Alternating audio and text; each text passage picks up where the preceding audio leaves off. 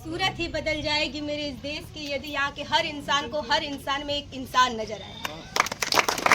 किसी स्थान, किसी जिले एवं किसी राज्य का प्रतिनिधित्व न करते हुए संपूर्ण भारत की ओर से मैं बुलबुल चौधरी आप सभी को सादर प्रणाम करती हूँ। आज का मेरा विषय राष्ट्र निर्माण और देशभक्ति है।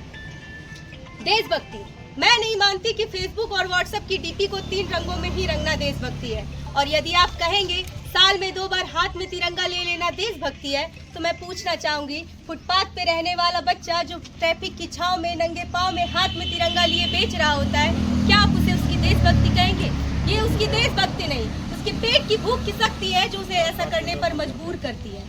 क्योंकि न मस्जिद को जानते हैं न सिवालों को जानते हैं, न मस्जिद को जानते हैं न सिवालों को जानते हैं। जो पेट के भूखे होते हैं वो सिर्फ भोजन के निवालों को जानते हैं, भोजन के निवालों को जानते हैं।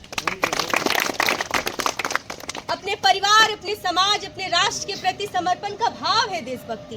और हर देशद्रोहियों के जीवन में आने वाला तूफान है देशभक्ति, ताकि हर देशद्रोही ये समझ सके कि यदि तू परिंदा है तो ये आसमान तेरा है, यदि तू दरिंदा है तो ये शमशान तेरा है। भाईचारे से रहना है तो रह इस धरती पे, वरना ये कब्र भी तेरी है और ये कब्रिस्तान भी तेरा है, ये कब्रिस्तान भी तेरा है। लेकिन एक देशद्रोही से ज्यादा आहत एक देशभक्ति तब करती है जब एक बेटा अपने बूढ़े माँ बाप को वृद्धाश्रम की चौखट पर छोड़ आता है। करा उठती है देशभक्ति जब मुसीबत में फंसे लोगों को बचाने से ज्यादा हम सेल्फी लेकर अपनी लाइक्स बढ़ाने में लगे रहते हैं। आज के इस दौर में वो युवा जिनके ऊपर जिम्मेदारी थी अपने देश, अपने राष्ट्र की आशाओं को बांधे रखने की, वही युवा अब 4 बाय 4 इंच के छोटे से स्क्रीन पर अपने कोमल अंगुलियों के घर्षण मात्र से अपने भावनाओं की इमोजी भेज रहा है। हम ना एक ऐसे समाज में रहते हैं जहाँ लड़कों से बात करता देख जो भाई हड़काते हैं, जहाँ लड़कों से बात करता देख जो भाई हड़काते हैं, वही भाई अपनी गर्लफ्रेंड के किस्से घर में हंस कर सुनाते हैं, हंस कर सुनाते हैं। और मैं बता दूं, आज भी महिला सुरक्षा के मामले में हम चौथे नंबर पे आते हैं। मजदूर को मजदूर समझिए, मजबूर नहीं। गरीब को काम दीजिए, दान नहीं। दान देने के इच्छुक है तो जीते जी रक्त दान दीजिए और मरने के बाद अंग दान देकर किसी मरते हुए को जीवन दान दीजिए। यही सच्ची देशभक्ति है, यही सच्चा राष्ट्र प्रेम है। क्योंकि न सरकार मेरी है न रब मेरा है, न सरकार मेरी है न रब मेरा है, और ये ना ही बड़ा सा नाम मेरा है। बस इतनी सी बात का गुरूर है मुझे, मैं भारत की हूँ और ये भारत मेरा है, और ये भारत मेरा है। परंतु एक वैचारिक बीमारी हमारे समाज में मुझे नजर आती है। कहा जाता है कि हम दुनिया के सबसे बड़े लोकतंत्र हैं, जहाँ हिंदू पैदा होते हैं, मुस्लिम पैदा होते हैं, सिख ईसाई पैदा होते हैं, परंतु बदकिस्मती है अब इंसान पैदा नहीं होते। और मेरे विचारों से ना हिंदू की जरूरत है ना मुसलमान की जरूरत है, ना हिंदू की जरूरत है ना मुसलमान की जरूरत है। राष्ट्र निर्माण के लिए केवल अच्छे इंसान की जरूरत है, अच्छे इंसान की जरूरत है। जरा सोच कर देखिए, ये पेड़ पौधे शाखाएं भी परेशान हो जाए, ये पेड़ पौधे शाखाएं भी परेशान हो जाए अगर परिंदे भी हिंदू और मुसलमान हो जाए, अगर परिंदे भी हिंदू और मुसलमान हो जाए। एक शैक्षणिक बीमारी भी मुझे मेरे समाज में नजर आती है। बड़े ही आश्चर्य की बात है, जहां एक हमारे देश ने तक्षशिला नालंदा देकर दुनिया में विश्वविद्यालय शिक्षा की बुनियाद रखी, वहीं आज विश्व के 100 सर्वश्रेष्ठ विश्वविद्यालयों में हमारा एक भी विश्वविद्यालय खड़ा नहीं हो पाता। एक और जहां हमारे पास IIT, IIM, NIT जैसे शिक्षण संस्थान है, वहीं इस देश के गरीबों को बेरोजगारी की जमात में खड़ा करने के लिए उनके हाथ में सर्व शिक्षा अभियान का झुंझुना पकड़ा दिया जाता है।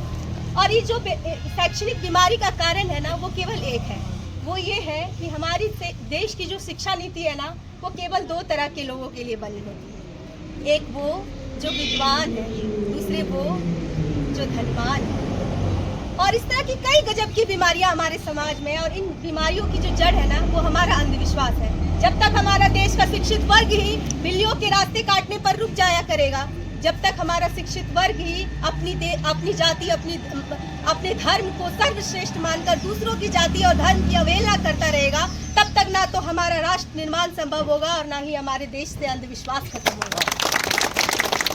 जब हमारी संस्कृति, हमारी सभ्यता को दुनिया ने शीश नवाया है, तो फिर क्यों हमने अंधविश्वास के, आस्था के नाम पर अंधविश्वास फैलाया है? और हमारा राष्ट्र निर्माण तब संभव होगा जब हमारे देश में महिलाओं की पूजा नहीं बल्कि उनकी इज्जत की जाएगी। हमारा राष्ट्र निर्माण तब संभव होगा जब इस देश में स्वच्छता अभियान में देश का सरकार नहीं बल्कि रोड पे चढ़ने वाला हर एक व्यक्ति मिलकर हाथ बढ़ाएगा, स्वच्छ भारत स्वस्थ भारत को दिल से अपनाएगा। और हमारा राष्ट्र निर्माण वास्तव में तब संभव होगा जब एक गरीब बच्चा मध्याह्न भोजन के लिए सरकारी स्कूल नहीं बल्कि ज्ञान अर्जन के लिए सरकारी स्कूल की चौखट पर जाएगा। और हमारा राष्ट्र निर्माण तब संभव नहीं होगा जब तक नागरिक नैतिक रूप से संकीर्ण, चारित्रिक रूप से भ्रष्ट, मानवीय रूप से दिवालिया, धार्मिक रूप से अंधा, राजनीतिक रूप से गंदम, स्वैच्छिक रूप से मान मूल्यों के आंकड़ों में छिन्नी सिन्नी पाबंदमयी अखंड भारत को खंड खंड करता रहेगा, तब तक हमारा राष्ट्र निर्माण संभव नहीं होगा। और हमें बड़ी बड़ी बातें नहीं, छोटे छोटे प्रयास करने होंगे, क्योंकि ठोकर हमें पहाड़ों से नहीं पत्थरों से लगा करते हैं। और मैं सैल्यूट करना चाहूंगी इस देश की सेवा में खड़े हर उस जवान को, इस देश की पुलिस प्रशासन और किसान को जो अपना काम पूरी ईमानदारी, पूरी मेहनत, पूरी लगन से करते हैं, जिनके बिना राष्ट्र निर्माण की कल्पना करना भी असंभव सा लगता है। क्योंकि ये हमारे देश की जिम्मेदारी नहीं है हमें आगे ले जाने की, ये हमारी जिम्मेदारी है अपने देश को आगे ले जाने की, अपने राष्ट्र को आगे ले जाने की, अपने वतन को आगे ले जाने की। और मैं कहना चाहूँगी, न रहबर से न किसी रहगुजर से निकलेगा, न रहबर से न किसी रहगुजर से निकलेगा, ये हमारे पाँव का कांटा है, ये हम ही से निकलेगा, ये हम ही से निकलेगा। और अंतिम पंक्तियों में कहना चाहूँगी कि